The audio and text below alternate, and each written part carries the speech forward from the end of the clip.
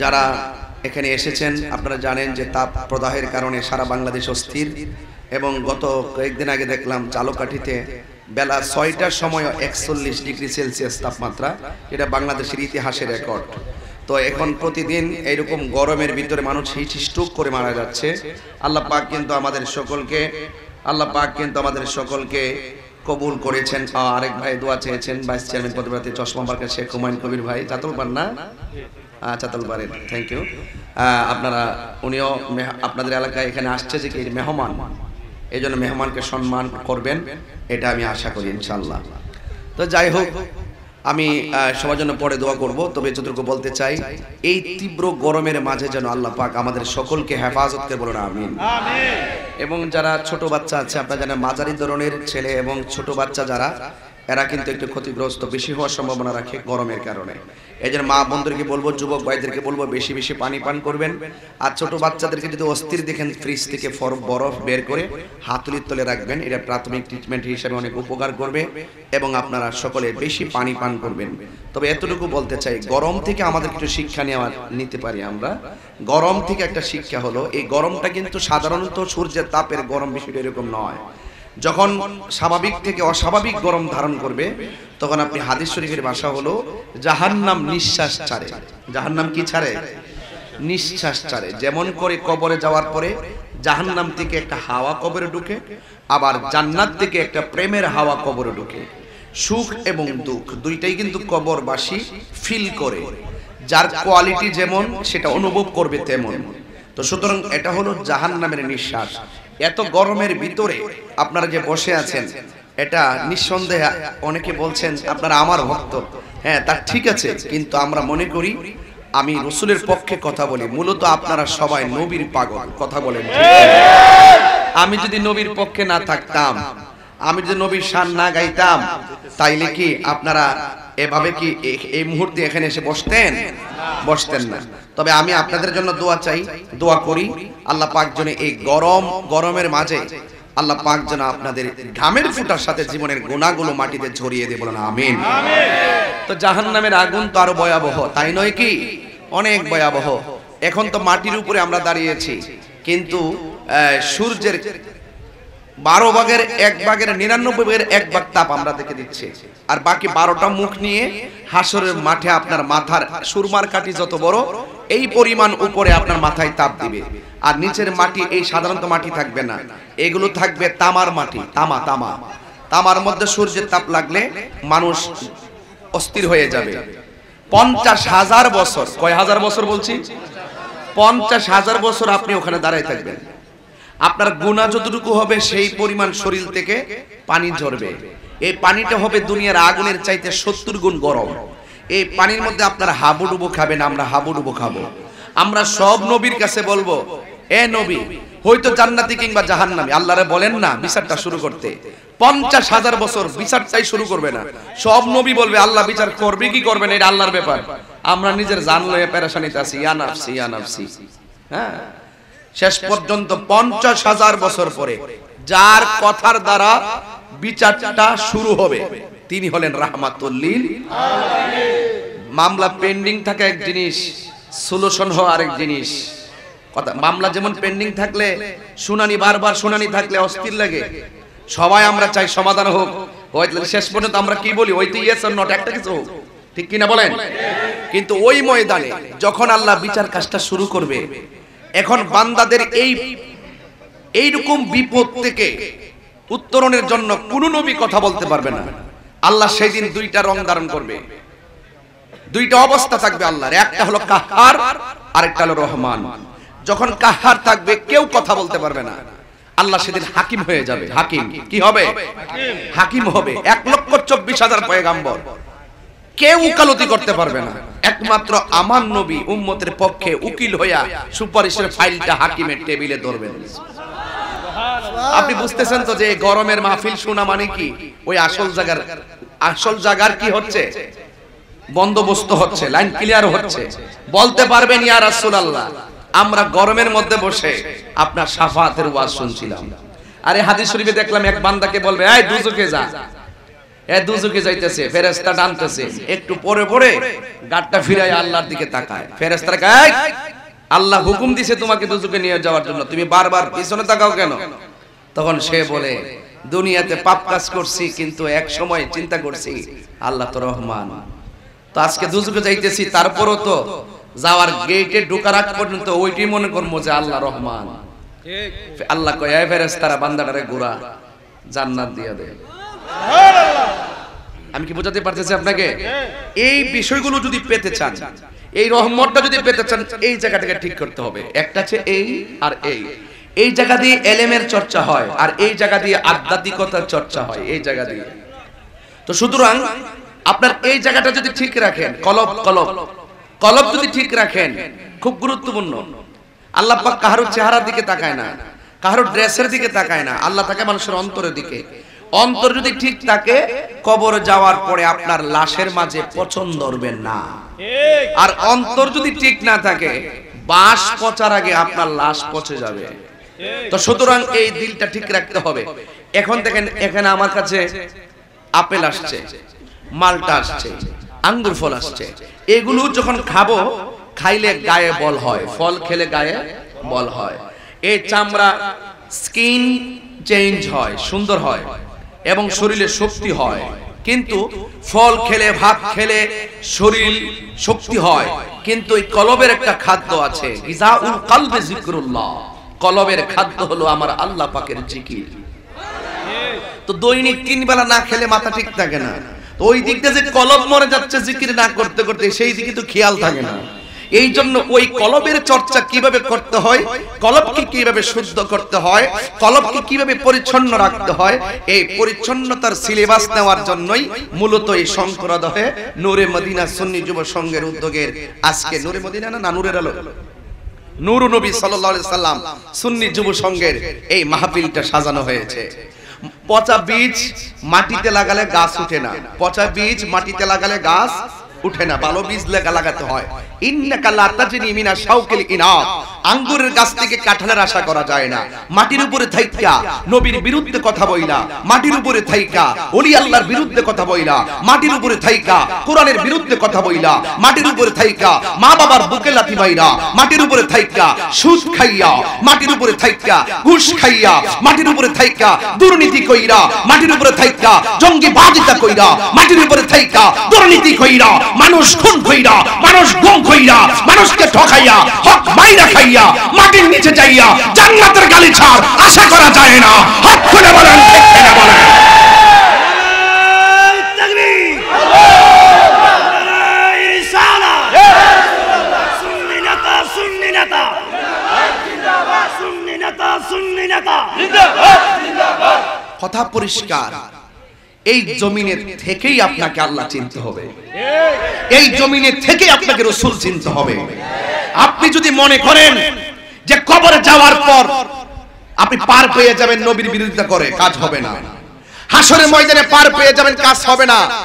এই জমিনের থেকেই রবকে চিনে যান, নবীকে শুধু চিনে যান। আরে নামাজ যে পড়ছেন কবুল হয়েছে কিনা জানেন? রোজা যে রাখছেন কবুল হয়েছে কিনা জানেন? জিকির যে করছেন কবুল হয়েছে কিনা জানেন?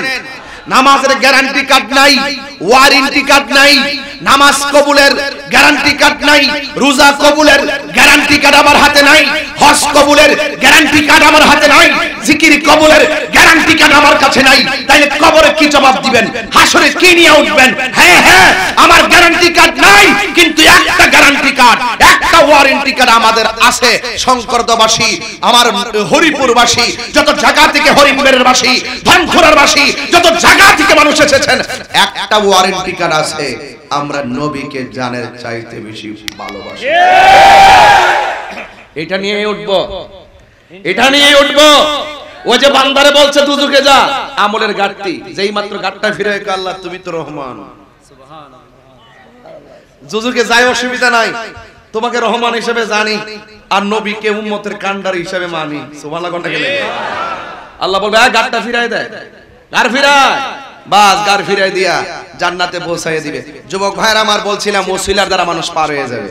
নাইলে আমরা যে গুনাহ করছি, আমরা যে অন্যায় করি, আমরা যেইভাবে নামাজ না পড়ে হাসতে হাসতে সময়টা কাটাইয়া দেই, যদি আল্লাহ একটু আমাদের প্রতি বেজার হয় ঘুমের ঘরের ভিতরে বোবা বানায় ফেলা রাখতে পারত।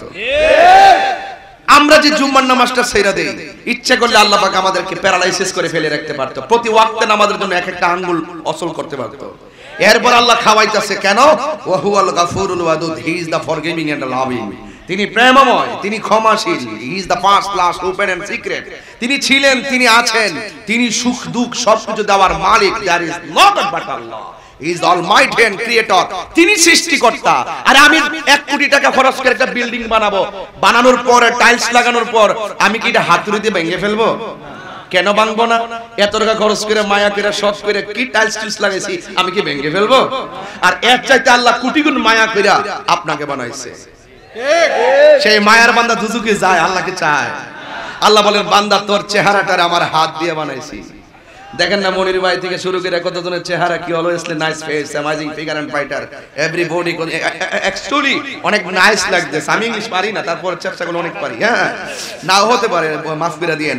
আর আমরা তো হুজুর মানুষ, বুঝেন না। এরপরে দেখেন একজনের চেহারার সাথে আরেকজনের চেহারা মিলে না, একজনের নাকের সাথে আরেকজনের নাক মিলে না, একজনের ঠোঁটের সাথে আরেকজনের ঠোঁট মিলে না, একজনের স্কিনের সাথে আরেকজনের স্কিন মিলে না। অথচ বলতেছি সে সাদা, অথচ বলতেছি কালা। যদি বলে যে আসল কালারটা কো, আসল কালারটা কি আসলে এটা কোনটা, এটা কোনটা, আর এটা কোনটা, এটা কোনটা এক্সপ্লেইন করতে পারবে না। শুধু এতটুকু বলতে পারে হ্যাঁ শ্যাম বর্ণ, হ্যাঁ ব্ল্যাক এন্ড হোয়াইট বাজাই দিও, কিন্তু শ্যাম বর্ণ বলবে। অনেকে বলবে যে হ্যাঁ আসলে ঠিক আছে। দেখেন আল্লাহ কত নিখুঁত কারিগর। আল্লাহ বলেন খলাকতু বিয়াদাই, কোরআনের মধ্যে আছে খলাকতু বিয়াদাই। এই ওয়াজ করেছে আমার কিছু মৌলভী আছে, এটা পাগল কয় কি জানেন নি, এরা শরীয়তের মৌলভী, এরা আসল জায়গায় ডুব দেয় না। আমি বলি ও ডুব দিলে তুই দেখতে পাবি রে, পাবে তোর খুদে মহাজন। হ্যাঁ মনে করছে আমি তিতাস নদীতে ডুব দেওয়ার কথা কইছি, তাহলে আমার ওয়াজ বুঝবো। আমি কইছি প্রেম নদীতে ডুব দেওয়ার কথা। তো প্রেম নদী আর কাম নদী কি এক জিনিস? নদী তো চিনে না, আডু পানিতে ডুব দেওয়া মরে। আমি বলছি বাবা জোয়ার মানিস বাটাও মানিস, কারণ জোয়ার মাটা মিললে তো নদী, না থাকলে তো মরা নদী ক। আমরা কি মরা না জিন্দা? এই যে কথাটি কইছি তা সুর দিয়া কইলে 1 ঘন্টা লাগলো। আমি বনবারে বেড়াই, বনবারে তাইছি এনকে ফাঁকি চুকি দন যাব, এজন্য অল্প সময়ে কিয়ামত করে লিতেছি। ঠিক আছে ইনশাআল্লাহ। তো যাই হোক, গরমের ভিতরে আপনারা বসে আছেন, তবে এতটুকু বলেন আমাদের অন্তর্যামী একজন, তিনি কে? আরো বড় করে তিনি কে? শুনেন, আমি মাদ্রাসায় পড়ছি, আপনারা মনে করতেছেন যে আপনি মাদ্রাসায় পড়লে বুঝে আলেম হয়। কেন কইছে আপনারে? কে বলছে? মাদ্রাসায় পড়ে দিয়ে বহুত লোক আলেম হয়ে বই রইছে। মাদ্রাসায় পড়লে কোরআন হাদিস পড়লে যে আলেম হয় বিষয়টা এরকম না। আমি মাথায় পাগড়ি পরছি, আমি মাথায় পাগড়ি পরছি, পাঞ্জাবি লাগাইছি, মাহফিল করলে হাজার হাজার লোক আসে, মনে আপনার মনে করেন আমি তাইরি মনে আল্লাহর ওলি রে না, অসম্ভব। আমি খাদেম, আমি কি খাদেম, কিন্তু খাদেমও হইতে পারছি না। খাদেমেরও দাম আছে, খাদেমেরও দাম আছে। তবে এতটুকু বলতে চাই, মাদ্রাসায় পড়লে হ্যাঁ যে জানে আর যে জানে না সে এক হইতে পারে না, এটা আমি মানি। কিন্তু মাদ্রাসায় পড়েছেন, এলেম অর্জন করছেন, আপনি আলেম হয়েছেন। এলেমের অনেক প্রকার আছে, এলমে জাহের, এলমে বাতেন, এলমে শরীয়ত, এলমে তরিকত, এলমে হাকিকত, এলমে মারিফত, এলমে বায়ান, এলমে তাসাব্বুর, এলমে তাসদিক। এই সমস্ত এলেমগুলো আমরা বইয়ের থেকে শিখি, কিন্তু এই এলেমের বাইরে আরেকটা এলেম আছে। হয়তো লোকটা মাদ্রাসাত পড়ে নাই, সে সিএনজি চালা, এর ভিতরে একটা এলেম আছে। সে অটো চালা, এর ভিতরে একটা এলেম আছে। সে মাটি কাটে, তার ভিতরে একটা এলেম আছে। সে মাছ মারে, তার ভিতরে একটা এলেম আছে। এই এলেমটা মাদ্রাসাত পয়রা অর্জন করে নাই, এটা আল্লাহর ওলির সোহবতে গিয়ে অর্জন করছে। এই এলেমটার নাম হলো ইলমে লাদুনি। এটা মাদ্রাসার শিক্ষকরা দেয় না, এটা সোহবতের দ্বারা, খেদমতের দ্বারা স্বয়ং আল্লাহর পক্ষ থেকে সিনার মধ্যে আসে। তখন সেই লোকটা আর বান্দা থাকে না, সেই লোকটা আল্লাহর বন্ধু হয়ে যায়। সেই লোকটা কি হয়ে যায়? তাইলে আমার এই ওয়াজের দ্বারা অন্ততপক্ষে আকাশে উদীয়মান সূর্যালোকের মতো চিরন্তন সত্য যে শুধুমাত্র মাদ্রাসায় কইরা কুরআন হাদিস বললে যে একবারে আল্লাহর ওলি হয়, বিষয়টা এরকম না। আপনি মূর্খ হলেন, আপনি কিছু পড়েন নাই, আপনি মাছ মারেন, আপনি জেনারেল ইউনিভার্সিটিতে পড়েন, হাই স্কুলে পড়েন, শিক্ষকতা করেন, আপনিও ওলি হইতে পারবেন। ওলি হইতে গেলে 4টা জিনিস লাগবে। 1 নম্বর আল্লাহর ইবাদত, 2 নম্বর নবীর মহব্বত, 3 নম্বর আউলিয়া কেরামের সোহবত, 4 নম্বর মা বাবার খেদমত। এই 4টা জিনিস কি পালন করতে চান আপনারা? সত্যি করে কোন চান? তাহলে বলুন তো দেখি, ইবাদত পাওয়ার মালিক একজন, তিনি কে? আল্লাহ রাব্বুল আলামিন বলেন আমি আল্লাহ রাব্বুল আলামিন তোমাদেরকে পাঠিয়েছি ওয়ামা খালাকতুল জিন্না ওয়াল ইনসা ইল্লা লিয়াবুদুন।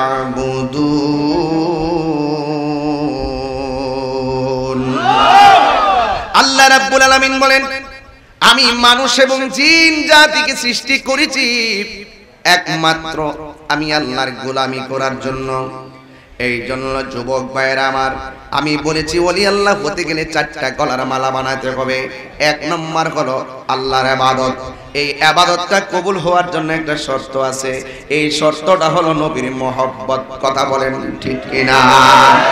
কারণ আমার নবী বলছেন আলা লা ঈমান আলিমান লা মুহাব্বাত আলা, যার অন্তরে নবীর মহব্বত নাই তার ঈমান নাই। যার ঈমান নাই সে কপালে দাগ ফলাইলেও কোনো লাভ হবে না। কারণ ঈমানের মূল হলো আমার মুহাম্মদ রাসূল। জোরে কোন সুবহানাল্লাহ। এই জন্য আমার যুবক ভাইরা এত কষ্ট করে নামাজ পড়বেন, যার মাধ্যমে যার ভালোবাসার দ্বারা নামাজ কবুল হয় তিনি হলো আমার দয়াল নবীজি। এই জন্য আজ থেকে 19 বছর আগে আমি একটা সিডি ক্যাসেট অনলাইনে আসছিল মার্কেটে, ওই ক্যাসেটের নামটাই দিছিলাম জীবনের প্রথম অ্যালবাম। আগে নামটাই দিছিলাম আগে মহব্বত তারপরে ইবাদত। মহব্বত হবে নবীর আর ইবাদত হবে আমার আল্লাহর। এই মহব্বত নিয়ে ইবাদত করলে ইবাদতটা কাজে লাগবে, আর নবীর মহব্বত না থাকলে ইবাদত কাজে লাগবে না। কেন? 9.5 লক্ষ বছর পৃথিবীর এমন কোন জায়গা ছিল না সিজদা করে নাই ইবলিসে, কিন্তু আমার নবীর নূর মুবারককে অস্বীকার করার কারণে ইবলিসের 9.5 লক্ষ বছরের ইবাদত বাতিল হয়ে গেছে।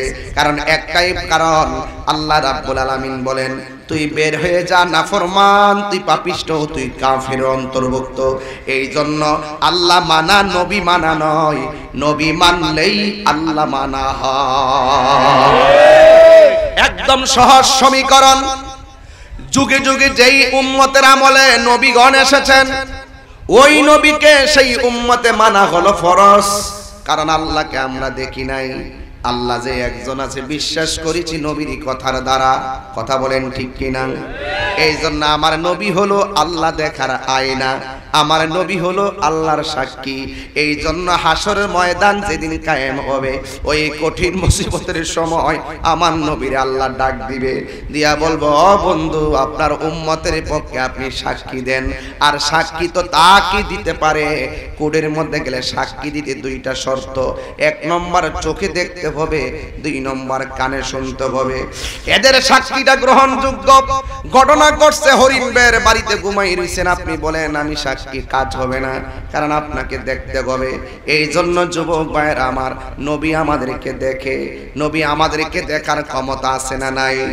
এই জন্য আল্লাহ বলছেন ইয়া আইয়ুহাল্লাযীনা ইয়া আইয়ুহান নাবিয়্যু ইন্না আরসালনাকা শাহিদাও ওয়া মুবাশশিরাও ওয়া নাযীরা। আল্লাহ বলে হে বন্ধু আমি আপনাকে সাক্ষ্য দানকারী হিসেবে দুনিয়ার মধ্যে পাঠাইছি, জান্নাতের শুভ সংবাদ দেওয়ার জন্য পাঠাইছি, জাহান্নামের ভয় প্রদর্শন করার জন্য পাঠাইছি। এখন আল্লাহ যে কয় বন্ধু আপনার উম্মতের পক্ষে আপনি সাক্ষী, যিনি উপস্থিত না থাকে তাকে কি সাক্ষী ধরা যায়? তার মানে আমার নবী হাজির ও নাজির। কথা কোন ঠিক কিনা? এতে চুল পরিমাণ কোনো সন্দেহ নাই। আল্লাহ বলেন আন-নাবিয়্যু আওলা বিল মুমিনিনা মিন আনফুসিহিম। আমি আল্লাহ কইলাম বান্দার শারকের নিকটে, আর আমার নবী হলো আন-নাবিয়্যু আওলা বিল মুমিনিনা মিন আনফুসিহিম। আমার নবী হলো ঈমানদারের জানের চাইতে আরো নিকটে। এখন প্রশ্ন হলো নবী শারকের কাছে না জানের কাছে কেন?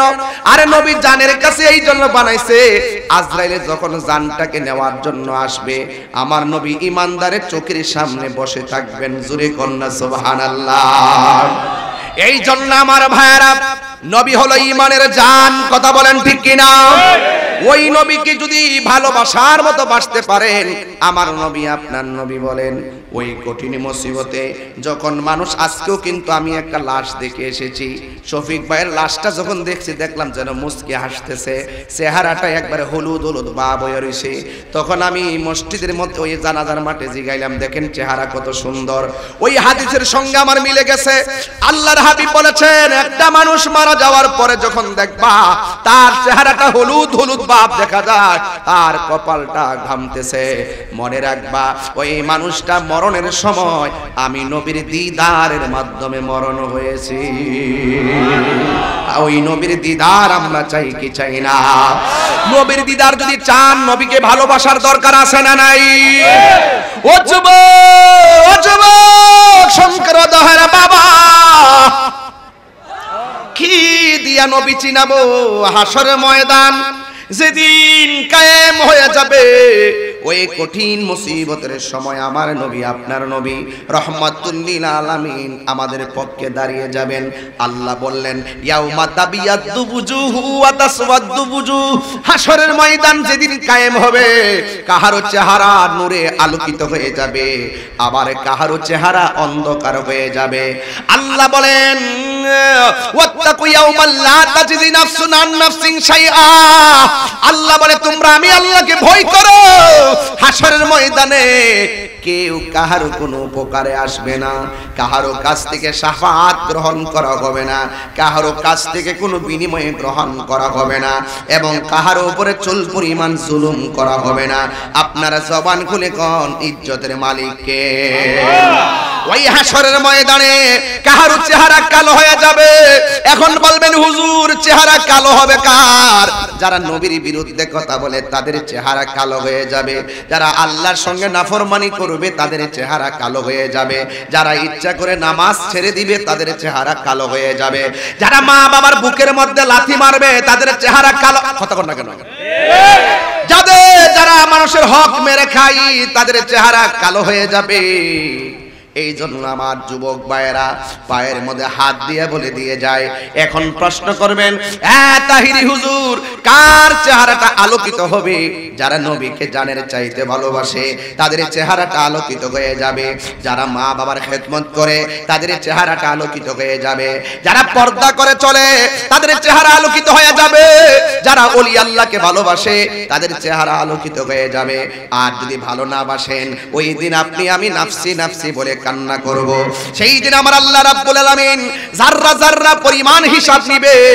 ওয়া ফামাইয়ামাল মিসকালা যাররাতিন খায়রান ইয়ারা ওয়া মাইয়ামাল মিসকালা যাররাতিন শাররান ইয়ারা। হাসরের ময়দানে যাররা যাররা পরিমাণ প্রতিদান দিবে আল্লাহ।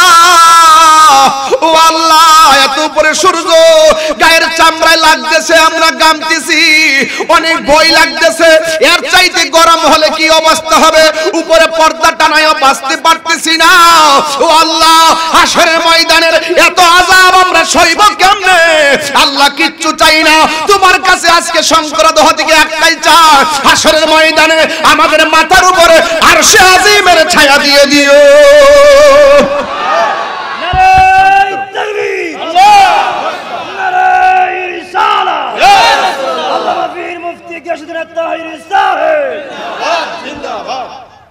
আল্লাহু আকবার বলেন। এই জন্য আল্লাহর রহমত আমরা চাই কি চাই না? এক যুবক ওই কঠিন মুসিবতের সময় আমার আল্লাহ রাব্বুল আলামিন বলেন, ওই কঠিন মুসিবতে আল্লাহ রাব্বুল আলামিন বলেন, আল্লাহর হাবিব সাল্লাল্লাহু আলাইহি সাল্লাম বলেন, সব মানুষ নাফসি নাফসি বলে কাঁদবে, কিন্তু ওই দিন যাদের চেহারা কালো হয়ে যাবে তাহারা আল্লাহর কাছে পানি চাইবো, আর যাদের চেহারা নূরে আলোকিত হবে তারাও আল্লাহর কাছে পানি চাইবে। যাদের চেহারা কালো হয়ে যাবে, যারা নাফরমান, তাদের চেহারা কাফেরদের চেহারা। কথা বল না কেন? আমরা কি কাফের না মুমিন? আরো জোরে বলো, কাফের না মুমিন? কাফেররা বলবে আল্লাহ পানি দাও, মুনাফিকরা বলবে আল্লাহ পানি দাও, ইমানদাররা বলবে আল্লাহ পানি দাও। কিন্তু কাফেরদের জন্য, মুনাফিকের জন্য আল্লাহ জাহান্নামের নিচ থেকে পুজরে পানি দিবে। এই পানিটা এত গরম, জিহ্বাটা গলে পেটের ভিতরে চলে যাবে। এই পানিটা এত গরম, কণ্ঠ ব্যাপ করে গরম হয়ে পানি গলে পড়ে যাবে। বান্দারা বলবে আল্লাহ আমরা তোমার কাছে পানি চাইলাম, আমরা পাইলাম জাহান্নামের পুজোর পানি, আর ওরা চাইলো, ওরা পাইলো হাউজে কাউসারের পানি। কারণটা কি? আল্লাহ বলবেন, হে বান্দারা, আমি আল্লাহ বলছিলাম দুনিয়ার ভিতরে এই রাস্তা চলো, তোমরা চলো নাই। আমি আল্লাহ তোমাদেরকে দিয়া জাহান্নামের আগুন ধরাবো। আল্লাহু আকবার কোন। আরে শঙ্কর দহের চুলার আগুন ধরাই লাকড়ি দিয়া, কি দিয়া? লাকড়ি দিয়া। কথা কোন, কথা কোন, ঠিক না বেরে? এই মাহফিলে বইরা মরলো বালা যাই কইতে পারবেন যে আল্লাহ গো তোমার বন্ধুর ওয়াজ শুনতো মায়া মরছি জাগাত। এমন মরণ আমরা চাই কি চাই না? আর চাই কি চাই না? হ্যাঁ, আল্লাহ কবুল করুক, আমিন কোন। দাও বাবা দাও। হারিয়ে গজল গাই, হ্যাঁ। হারিয়ে যাব একদিন আমি, রব নাই ভুবন চিরদিন। বলো হারিয়ে যাব আর রব নাই ভুবন চিরদিন। ক্ষমা করে দিও তোমরা আমায়, বলো তোমরা আমায়, ভুল করে থাকি যদি কোনো দিন। হারিয়ে যাব আর বনায় ভুবন চিরদিন। পাশে বাগানে বা গোরস্থানে হয়তো দিবে মোরে খবর, তোমরা আমায় যাবে ভুলে, রাখিবে না জানি কোনো খবর। বাসে বাগানে আগরস্থানে হয়তো দিবে মোরে খবর, তোমরা আমায় যাবে ভুলে, রাখিবে না জানি কোনো খবর। পড়বে কি মনে আমার কথা, ফেলবে কি অশ্রু কোনো দিন। হারিয়ে যাব আর বনায় ভুবন চিরদিন। বলো হারিয়ে যাব আর বনায় ভুবন চিরদিন। ক্ষমা করে দিও তোমরা, আসলে বলো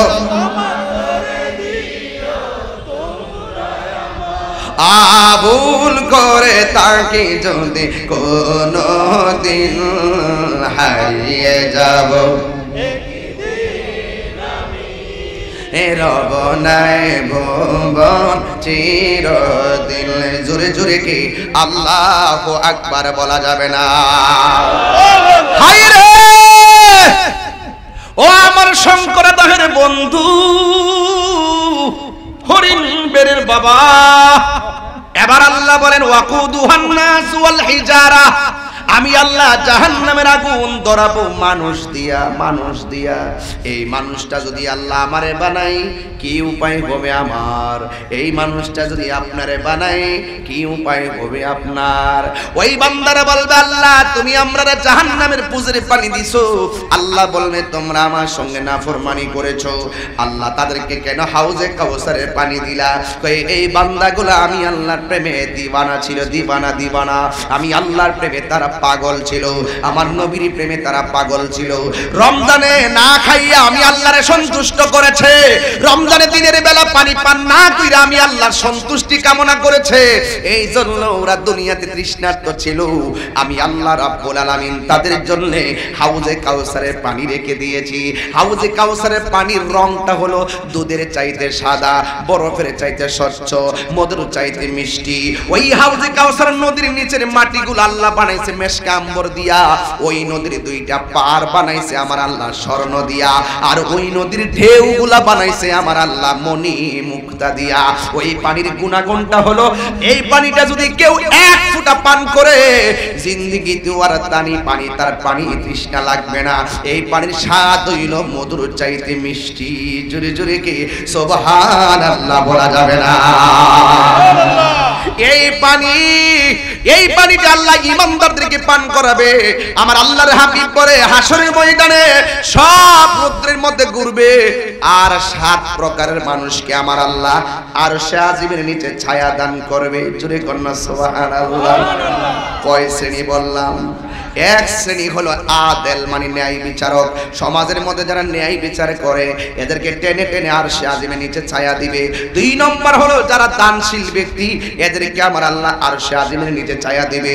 3 নম্বর হলো যারা মসজিদ ভাল লাগে, যার কাছে বাজার ভাল লাগে না। কিন্তু আমার দেশের মধ্যে এখন বাজার ভালো লাগে, মসজিদ ভালো লাগে না। বাজারে গিয়া বা ভাইতের লগে যায় ঘন্টার পর ঘন্টা কাটায়, ঘড়ির কাটার দিকে তাকায় না। আর মসজিদের ভিতরে গেলে বারবার ঘড়ির কাটার দিকে তাকায়। ইমাম সাহেব ধমক দিয়ে নামাজ পড়ান। কথা কোন ঠিক না বেঠি? অথচ আমার নবী, আপনার নবী বলেছেন এই পৃথিবীর মধ্যে সবচাইতে নিকৃষ্ট জায়গা হলো বাজার। কথা কোন ঠিক কিনা? আর সবচাইতে উত্তম জায়গা হলো আল্লাহর ঘর, মসজিদ। আল্লাহর হাবিব বলেন যাদের মনটা মসজিদে গেলে ভাল লাগে, এই মানুষগুলোরে আমার আল্লাহ আরশের নিচে ছায়া দিবে। যারা জিকির শুনলে মনটা পাগল পাগল হয়ে যায়। নাসিরনগরের বেড়াইত কইলাম জিকিরের পাগল। কথা কোন ঠিক?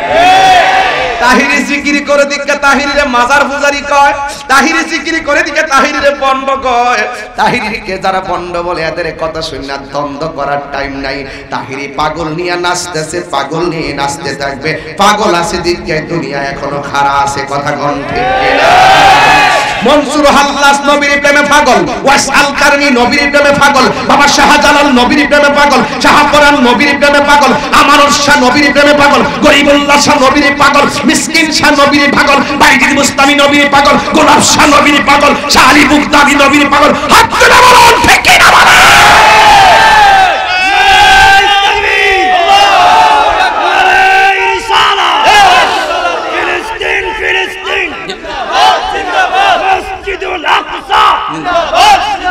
ইসরায়েলের গালে গালে, ইসরায়েলের দুই গালে, ফিলিস্তিন ফিলিস্তিন জিন্দাবাদ জিন্দাবাদ। কষ্ট নিয়েন না, কষ্ট নিয়েন না, কষ্ট নিয়েন না। এই দুনিয়াটা আখিরাতের কৃষি ক্ষেত। বাড়ির পাশে ক্ষেত আছে, আলু লাগাইছেন, ঘরে আলু আসবে।